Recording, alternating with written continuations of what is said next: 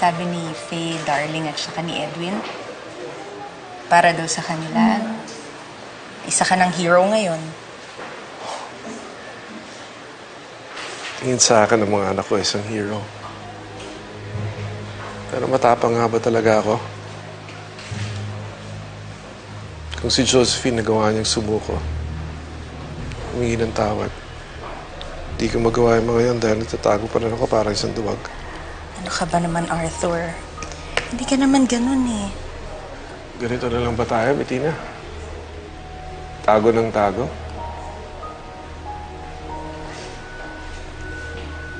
Anong klase akong lalaki? Anong klase akong ama kung di ko ayaw paragotan ng mga kasalanan ko? Wala na naman tayong magagawa eh. Tanggap namin yun ang pamilya mo.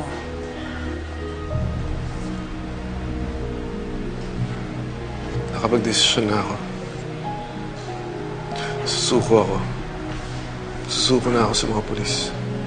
Pero Arthur, pag ginawa mo yun, ilang taon din tayong hindi magkikita-kita, hindi tayo magkakasama-sama. Alam ko yan, Bettina. Pero ito ang tama. At sana sa gagawin kong to, maging tahimik ng pamilya natin.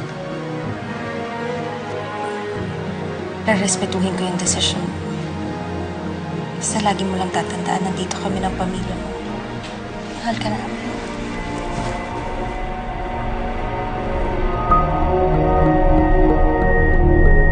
Magandang araw po, Mr. Bena. Magandang araw. Magpapaalam lang ako sa pamilya ko.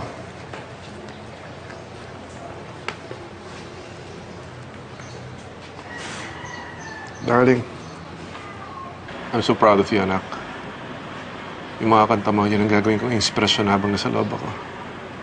I love you, Dad.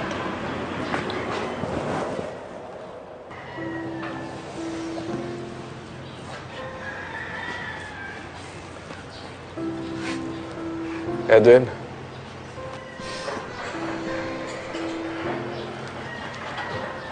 You're gonna be the man of the house now. Gusto ko protektahan mo yung mami mo at mga kapatid mo, ha? I won't let you down, Dad.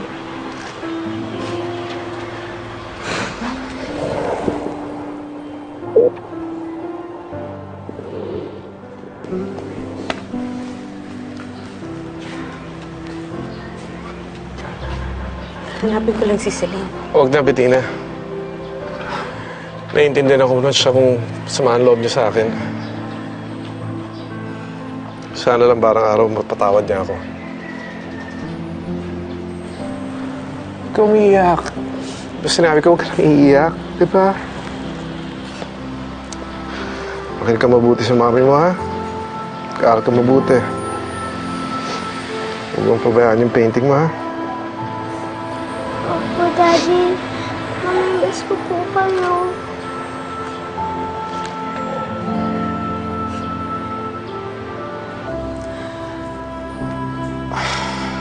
Mama, maraming salamat po. Huwag kang mag-alala. Akong bahala sa pamilya mo. Mag-iingat ka.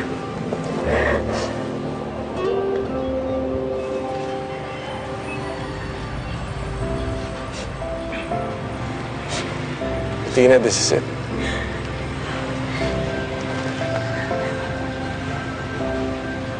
Basta huwag kang mag-aalala, ha? Dito lang kami ng pamilya mo. Mahal na mahal kita.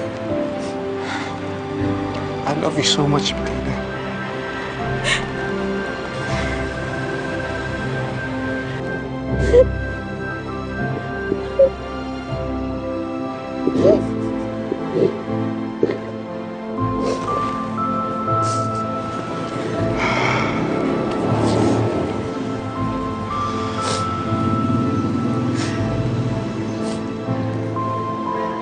Tayo na.